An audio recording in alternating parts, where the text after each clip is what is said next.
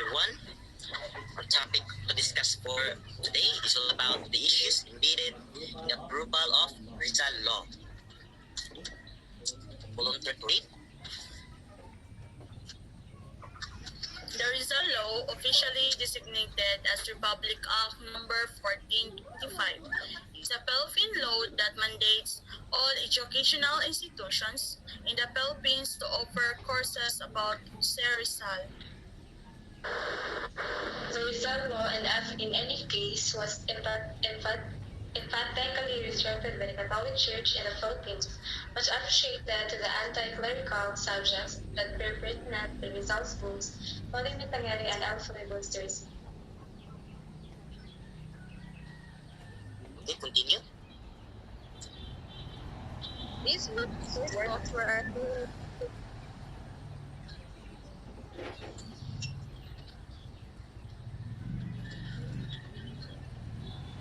Pardon?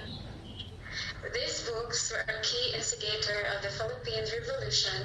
However, it also portrayed the church or the religious sector as an antagonist in the stories.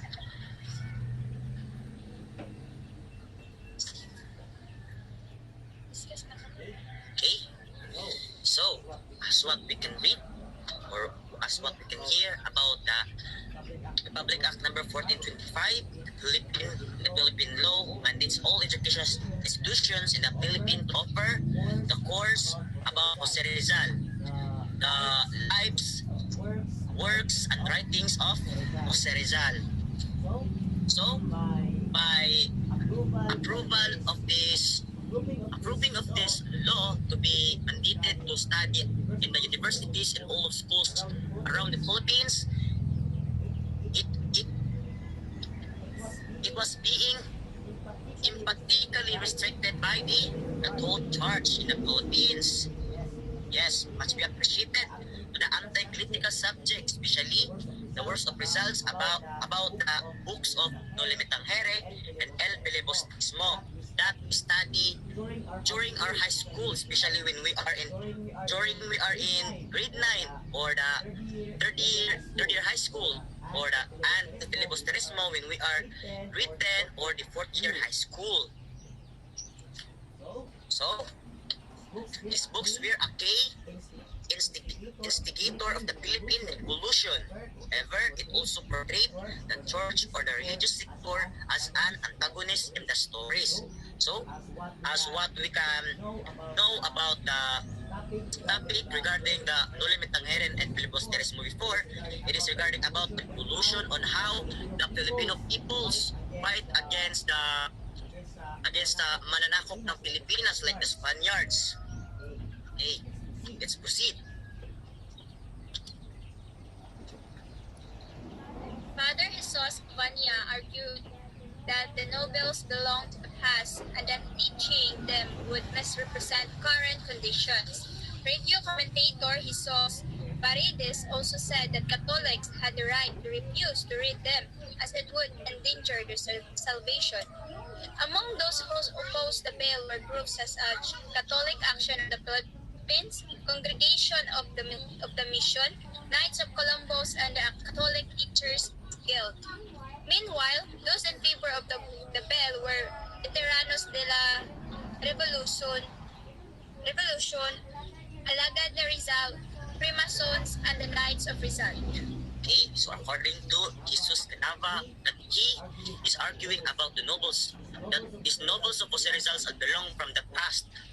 If we teach them from our present or current time, this can be lots of misunderstanding or misrepresents the current conditions, because the conditions before that regarding the results written of what happened or his experience before is different from our today's conditions of our environment, such as the government or the government before and the government to these days, or the churches before, the churches these days, or the generation before and the generation for today's. So it's very different.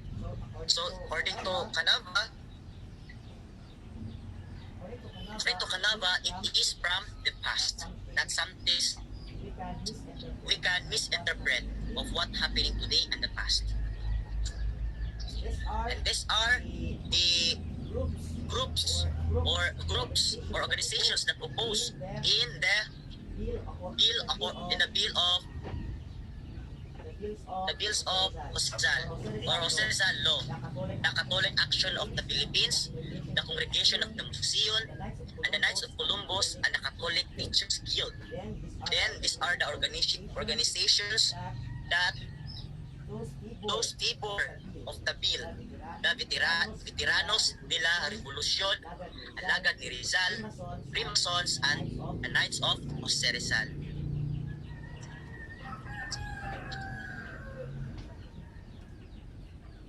Let's proceed. Okay? Wants to volunteer to read the paragraph. Moreover, Rector during the 1955 Senate election was accused of being a communist and anti-Catholic. This also leads to the church's claiming that reading the novels would violate freedom of conscience and religion. Yes, proceed.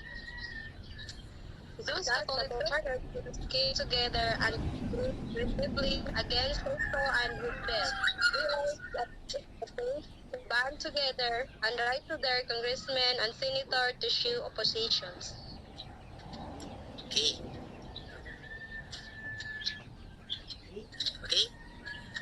During 1955 Senate election was accused of being a communist and anti-Catholic is the person Recto. So, this also led the churches claiming that reading the novels would violate freedom of consciences and religion. So, because the novel of Jose Rizal concerning about what happened before the priest or the churches of Catholic Church, that there are lots of bad things that priest in the Catholic Church are doing. This was all about bad press in the past, bad behaviors. Diba? So, kung basa sila sa kuan sa novels, murag criticize ang kanang mga Catholics. It's all because sa pag-lead sa mga pari sa unang panahon, murag kanang ang conscience as being religious sa una as a Catholics sa mga pari sa pagdala sa pari sa una sa simbahan is dili siya maayo. Mo'y gina-explain sa novels ni Jose Rizal. Yes, that is the reason why the Catholic churches are aggressively campaign against the Recto and his bill about the Jose Rizal Law. Okay, let us proceed. Okay, volunteer to read. The Archbishop of Manila, Rufino Santos, protested in a pastoral letter that Catholic students would be affected if compulsory reading of the unexpurgated version were pushed through. Okay, continue.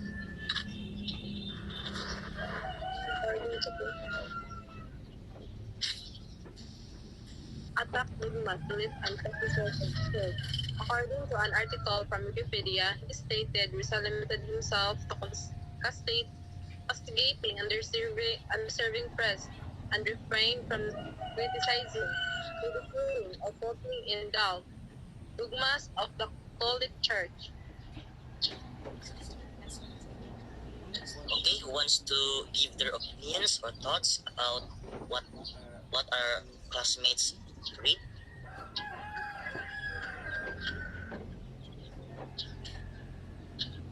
Anybody?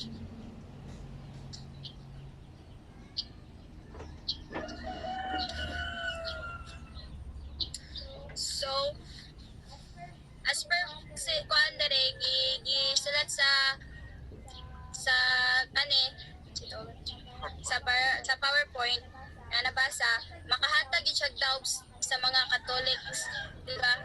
Kay gipasabot ginasay man gud dito sa Nobel si Jose Rizal. Ang ginasay man gud sa Nobel si Jose Rizal is ang mga behavior sa pari sa una bitaw nga dili gid siya maayo. Kanang maayo ra sila sa tubangan sa mga tawo pero sa tinuod di ay sa ilahang yung sa likod sa kuan mga tawo na sila yung mga dili maayong binuhatan sa una. So once nga mabasa nimo siya makahatag gid siya pagduda or daob sa mga Katoliko nga ang mga pari gid sa una dili siya og makadaob siya nga ang pagdala sa mga pari dili siya ingon maayo. No? So, mauto siya ay unod sa kasagaran sa mga sulat ni Jose Rizal. So, how can it affect if compulsory reading of the unexpurgated version were posed through? So, when we see an expurgated version, so it means like original version. So, it can affect the pastoral letter that Catholic students would be affected. If it is compulsory. Yes, if it is compulsory. Okay, proceed. Volunteer to read. Arsenio Lacson Bananas Mayor, who supported the film out of mass when a priest read a circular from the Archbishop denouncing the bill. Okay, continue. A compromise was suggested to use the expurgated version. Recto, who had supported the required reading of the unexpurgated version, declared that people who would eliminate the book of Rizal from the schools would blot out from our minds the memory of the national hero. This is not a fight against Recto, but a fight against Rizal, adding that since Rizal is dead, they are attempting to suppress his memory. Additionally, Catholic schools in protest threatened to close down. If the bill was approved, however, Recto quickly refuted that if that were to happen, schools will be nationalized, which is the church clearly did not want. A.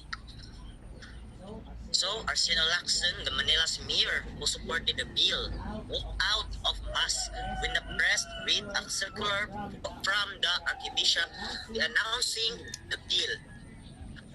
So, because Lacson is supported the bill, during the mass, while the press are reading or the announcing the bill, so Lacson are being walk away because para sa iya tingali moral nalain po siya kay gusto ta siya ipabatas nga ipatupad ang bill ni Jose Rizal. So dirita the compromise was suggested. So suggest nila nga mogamit og expurgated version, di ba? Expurgated version ang gusto gyud sa mga sa compromise, but si Recto gusto gyud niyang gamiton ang unexpurgated version. Declared, required ng kaniya. The people who would eliminate the books of Rizal from the school would lock out from our minds the memory of national hero. So, di ba, true sa mga sulat ni Rizal na recognize panato din siya as a national hero. Itungkol sa iya, dira gasugod ang atong kalayaan. So, atod pa diri, this is not a fight against Recto, but a fight against Rizal. Dili si Recto ang ilahang kontra kung dili si Rizal. Adding that sense, Rizal is dead, they are attempting to suppress his memory. So, kay atong national hero, di ba, kasagaran, mga tao mamatay, malimtan man no, labo na buhay ikabilin. So, true sa mga sulat niya, sa mga kabilin niya, dila na to siya mas mahinungduman pa. Okay, let's proceed.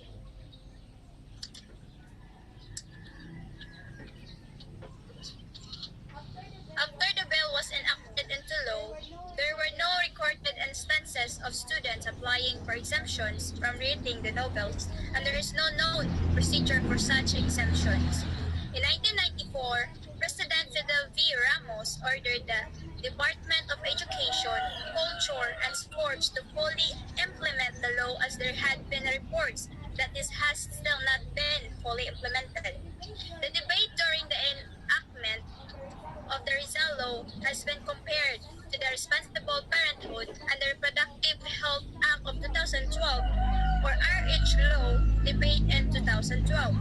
Akbayan Representative Kakabag Gao, one of the proponents of the RH bill, said, quoting the Catholics' hierarchy, that more than 50 years ago, they said the Rizal Law violates the Catholics' right to conscience and religion, and interestingly, the same line of reasoning they used to oppose the RH bill. Okay, are the information that we are gathered through these references. So now, there's naapamoy mga ikaduhang iktapuno or something reactions through the issues regarding the law or the embedded issues. Somebody can share their ideas,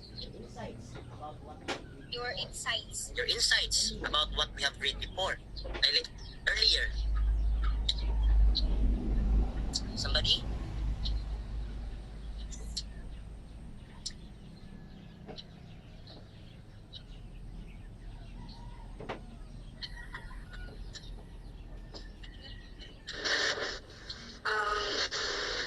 Anyone?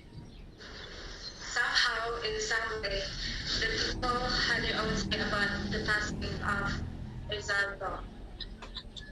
And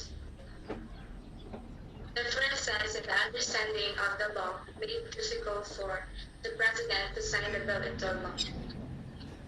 But because of the revision of the bill, it was turned into our public law.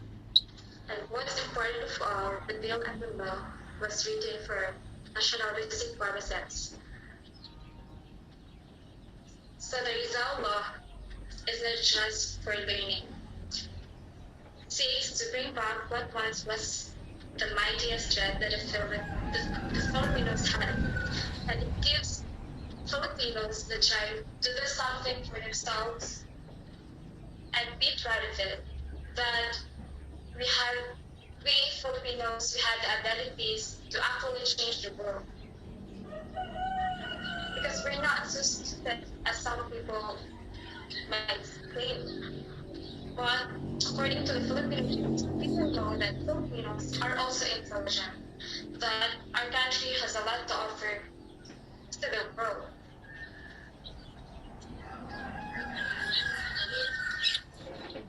Okay, thank you for your additional information.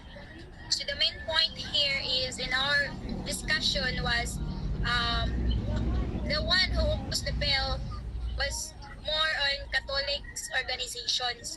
Sila gyud ang kanang nag-against gyud sila sa law. It's because kay ga-focus man gud siya sa sa Catholic churches bitaw. Oh. Yes, exactly. The organizations, the organization in the group of organization in the Catholic churches are the people who against to approve the bill or the Rizal bill or the Rizal law. So, somebody to share? Me. Okay, go on.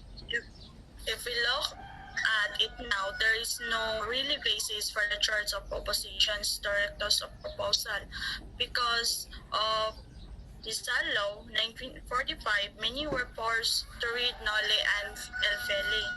Many become aware of the redundancy of press during the time of the Spaniards. Filipinos united to fight their independence of what Rizal did for us. Yes, you have a point. Yes. That before we are being isakop sa mga Spaniards or the Castilla, toward the press or the Castilla or the Spaniards people. Okay? Additional? This means that he could also make a good style on leadership styles. He was a warrior without the need for war, and his fight against the injustice committed against country without peaceful and worthy.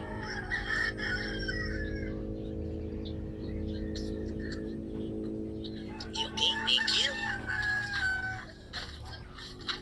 So, as far as we know, the issues embedded here is all about the issues about what happened before, especially the Catholic churches nga mo gituligsa nila kung unsa ka di maayo ang pamuhatan nila before, like there's naay mga pari nga mga salbahis mostly, diba, mostly sa una kay ang leader sa una sa ka lugar kung pari ka ikaw ko'y mamuno, but karon lahi na pod kay kung isay namuno sa mga barangay o sa gobyerno ilan na po to kung simbahan ito na po naman ang pari.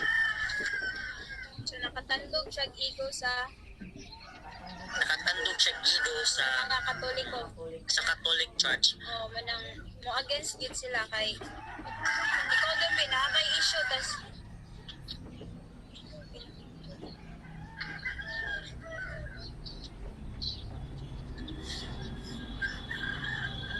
Nakatando ko siya sa ego sa mga Catholic churches. Kay kung kana man gud mapuan na siya, mag-produce na siya nga kuan gyud para sa ila, mapatupad nga batas, kung may bawaan sa ila nga, may bawaan sa mga kadaghanan ug unsa ang simbang Katoliko sa una, silbi sa pagkakaron imbis nagdinaro ng Katoliko, mapahiran ang ilahang dungo. Diba? Kita biya mga tao, sa pulo nga nabuhat nimo nga maayo, di nakabuhat kag ikaunsi nga di maayo. Ang pirming matiman-an sa tao karon ang mga dili sayop, di ba? Ang pirming matiman-an katurang sayop nimo nga nabuhat, ang mga dili sayop mabaliwala lang. Kay ang atong mga good deeds dali ra matabunan sa bisan gamay lang nga sayop nga atong nabuhat. Di ba? Kasagaran no, mao jud na insight sa mga tao karon. Agree? Dili. Agree no. So mo nagili kayan sa mga Katoliko pod. Abo na tong dapat summary or dili ba summary, dapat original ang itulo or dili. So sa magipangtulo na to karon abo sa Noveno si Rizal, puro na rin sila mga summary. Ug ang mga dili maayo nga gipangsulat mo si Rizal, ipangputlo na to nila. Ipangputlo kato mga butang nga dili dapat may buwan sa tanan, like mga unpleasant things, di ba? Mga unpleasant things nga grabe kayong Katolik sa usa ka sa feelings usa ka tawo, mamasking kita para dili ta masakitan, putluon na tutong dili maayo mo na gibuhat nila karon mo nang nababatas ning kuan ning mga pagawas ning mga novels karon katong pagtulunan mga summary na ni siya nga para dili na kayo ta masakitan atong feelings. Okay? Nanay ikadugang? Napay ikadugang? Clarifications? Okay, so since wala na may mga pangutana, naginaot ko nga tanan, nasabtan na to ang about sa mga embedded issues regarding sa pagpapatupad sa Rizal Law. Okay, salamat sa partisipasyon and good day.